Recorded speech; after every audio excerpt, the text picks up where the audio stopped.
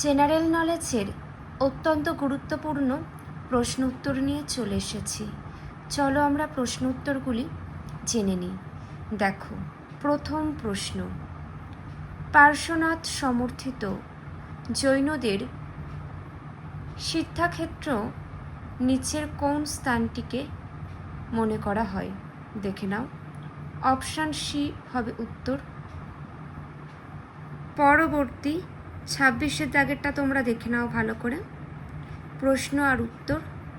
Next 27-এর, Lumbini Gautam বুদ্ধের জন্মস্থান, এটি কার শিলালেখ থেকে আমরা জানতে পারি? লুম্বিনী গৌতম বুদ্ধের জন্মস্থান, এটি আমরা অশোকের শিলালেখ থেকে জানতে পারি।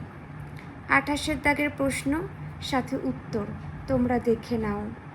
পরের প্রশ্ন দেখো, নিম্নলিখিত বিবৃতিগুলিকে বিবেচনা করো।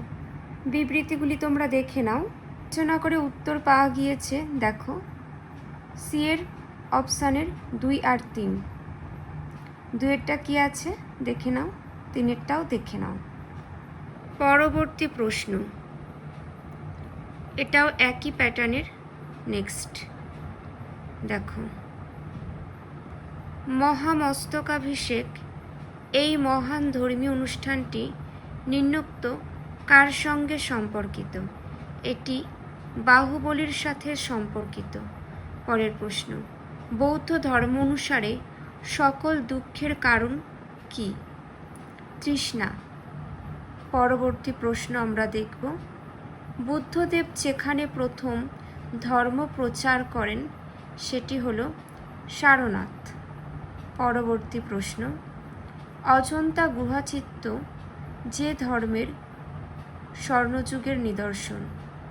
এটি বৌদ্ধ ধর্মের স্বর্ণযুগের নিদর্শন। পরের প্রশ্ন, এগুলির মধ্যে কোনটি একটি কুলপঞ্জিমূলক বৌদ্ধ গ্রন্থ? এটি হবে দিব্যংশ। পরবর্তী প্রশ্ন দেখো, জৈন ধর্মগ্রন্থ প্রাথমিকভাবে যে ভাষায় লেখা হয়েছিল? জৈন ধর্মগ্রন্থ প্রাথমিকভাবে প্রাকৃত ভাষায় লেখা হয়েছিল। নেক্সট, বুদ্ধদেবের প্রথম ধর্মপ্রচারকে কি বলা হয়? ধর্মচক্র প্রবর্তন বলা হয়। পরের প্রশ্ন, নিম্নলিখিত কোনটি বৌদ্ধ ধর্মের কোনো সম্প্রদায় নয়? দিগম্বর। পরের প্রশ্ন, বুদ্ধ ধর্ম ও সংঘ একত্রে যে নামে পরিচিত, এটি ত্রিরত্ন নামে পরিচিত। পরের প্রশ্ন, গৌতম বুদ্ধের গুরু কে ছিলেন? এটির উত্তর দেখে নাও,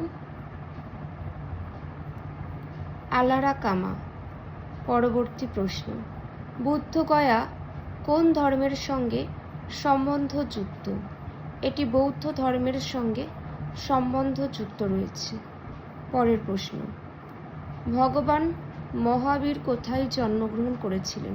তিনি কুন্দগ্রামে জন্মগ্রহণ করেছিলেন।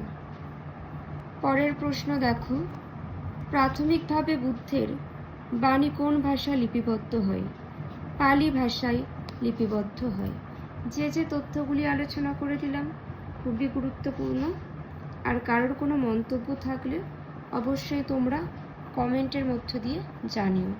এখানেই শেষ করছি।